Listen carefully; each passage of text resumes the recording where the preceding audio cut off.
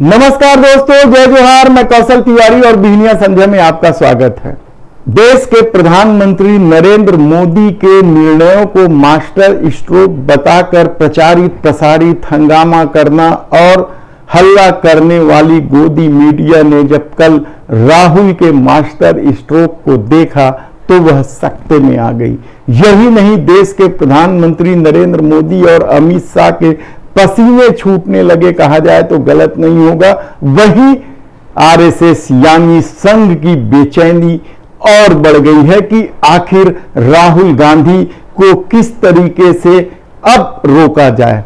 हमने पहले ही कहा है कि अब राहुल गांधी को रोकना भारतीय जनता पार्टी के बूते की बात नहीं है और न ही संघ उसे रोक पाएगी। ऐसी परिस्थिति में जब संसद में अविश्वास प्रस्ताव पर चर्चा हो रहा है तो इसका ध्येय केवल प्रधानमंत्री को बोलवाना है।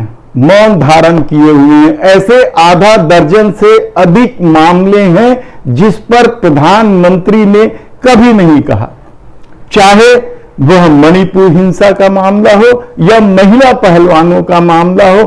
कितने ही मामले इस दौर में सामने आए, महंगाई का मामला हो, बेरोजगारी का मामला हो, देश के प्रधानमंत्री ने अपने मुंह पर ताला जड़ लिया है क्योंकि वह जनहित का मामला है और देश के प्रधानमंत्री नरेंद्र मोदी केवल राष्ट्रहित की बात करते हैं, हिंदुत्व की बात करते हैं। इसलिए जनता से जुड़े मुद्दों पर वे खामोश हो जाते हैं। बालासोर रेल दुर्घटनाएं क्या था, किस तरीके से उसे भी हिंदू मुस्लिम एंगल करने की कोशिश की गई और जब सत्ता हिंदू मुस्लिम एंगल नहीं कर पाती है तो वह खामोशी ओढ़ लेती है। लेकिन मणिपुर ने पूरी दुनिया के सामने भारत को जिस तरीके से शर्मसार किया है वह किसी से छुपा नहीं है।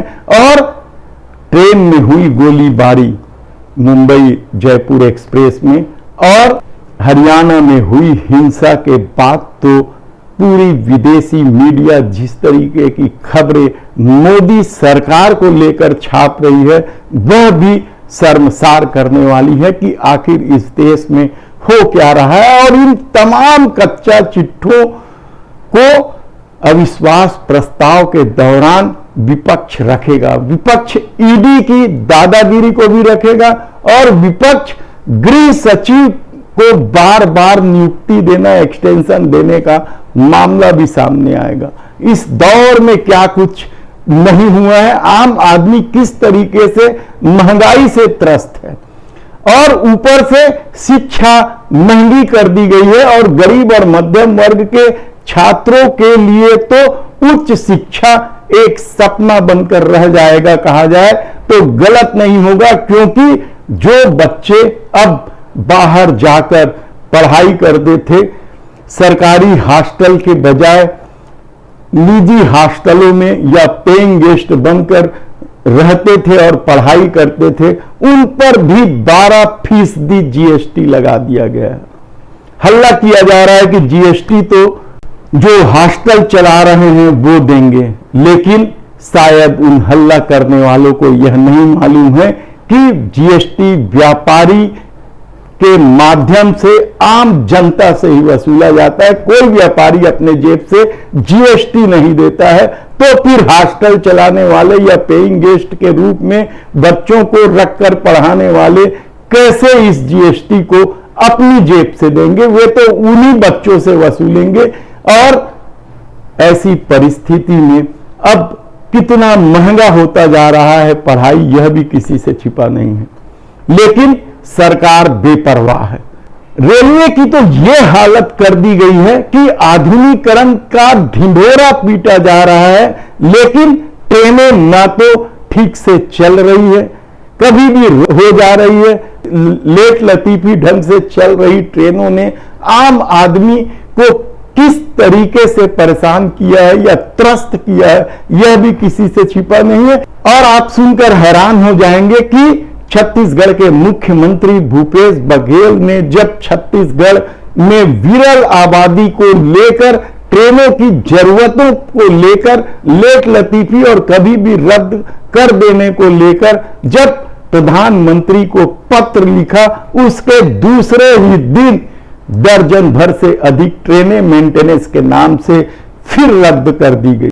लगातार सरकार का यह रवैया क्या सिर्फ संसद में बहुमत के दम पर अविश्वास प्रस्ताव को गिरा देने से जनता के विश्वास हासिल कर लेगा?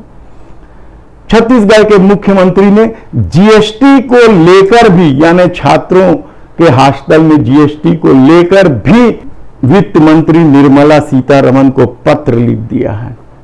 देखना है कि क्या निर्णय लेती हैं, लेकिन इस सरकार से इस तरह की उम्मीद करना इसलिए बेमानी है कि किसान आंदोलन से लेकर महिला पहलवानों और कितने ही आंदोलनों को सरकार ने किस तरीके से कुचला है और राष्ट्रहित और हिंदुत्व के नाम पर क्या कुछ खेल नहीं खेला गया है, वह भी किसी से छिपा नहीं है। ऐसे में सबसे बड़ा सवाल तो यही है कि अविश्वास प्रस्ताव के दौरान जो मुद्दे उठेंगे उसका जवाब क्या देश के प्रधानमंत्री नरेंद्र मोदी दे पाएंगे?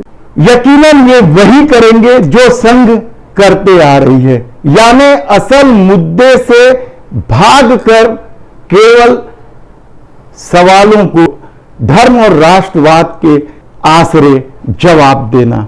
यही तो संघ की रीति नीति रही है कि असल मुद्दे से भगो, आधा सच बताकर लोगों को भ्रमित करो।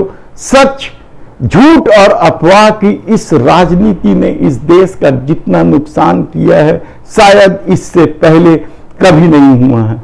लेकिन राहुल गांधी ने जो मास्टर स्ट्रोक खेला है, पूरी मीडिया लगी थी कि पहले दिन राहुल गांधी बोलेंगे। तमाम लोग कह रहे थे और कांग्रेस ने भी अपने ऑफिशियल सोशल हैंडल में यह कह दिया था कि राहुल गांधी पहले दिन बोलेंगे, शुरुआत वही करेंगे। लेकिन दिन भर के इंतजार के बाद पता चला कि राहुल गांधी जिस दिन देश के प्रधानमंत्री नरेंद्र मोदी संसद में उपस्थित होंगे उसी दिन बोलेंगे, उन्हीं के सामने बोलेंगे और उन्हीं से सीधे सवाल करेंगे। हालांकि संसद में सीधे सवाल नहीं किया जा सकता क्योंकि अध्यक्ष महोदय को लेकर ही संबोधन होता है, लेकिन जिस तरह की रणनीति कांग्रेस ने बनाई है और किस मुद्दों को उठाएंगे और तत्काल उन मुद्दों पर प्रधानमंत्री को जवाब देना होगा, ऐसी परिस्थिति जब निर्मित हो गई है तो देश के प्रधानमंत्री नरेंद्र मोदी या अमित शाह का परेशान होना स्वाभाविक है। लेकिन संघ क्या सोच रही है? इस दौर में संघ बचा ही नहीं है क्योंकि देश के प्रधानमंत्री नरेंद्र मोदी ने उनके सारे अनुसांगिक संगठनों पर अपने लोगों को बिठा दिया है। संघ का इस दौर में कोई आंदोलन नहीं दिखा। अटल बिहारी वाजपेयी के समय स्वदेशी और विदेशी पूंजी को लेकर सवाल उठाए जाते थे, लेकिन इस दौर में संघ को खामोश कर दिया गया है।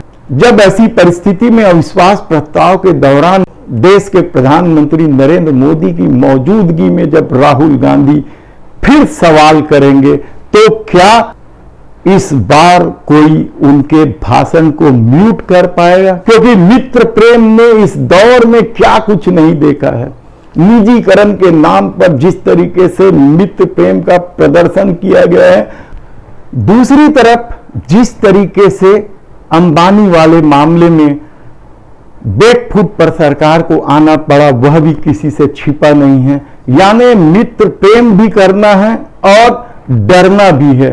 चुपचाप पिछले दरवाजे से इस दौर में क्या कुछ खेल नहीं हुआ है, यह भी किसी से छिपा नहीं है। किस तरीके से लैपटॉप वाला मामला है अंबानी का, यह हम आपको फिर कभी विस्तार से बताएंगे। लेकिन एक बात तो तय है कि मोदी सरकार के प्रति जनता के बढ़ते अविश्वास ने राहुल गांधी को मोदी से भी बड़ा करना शुरू कर दिया है कहा जाए, या मोदी के समकक्ष बिल्कुल आमने सामने लाकर खड़ा कर दिया है कहा जाए तो गलत नहीं होगा।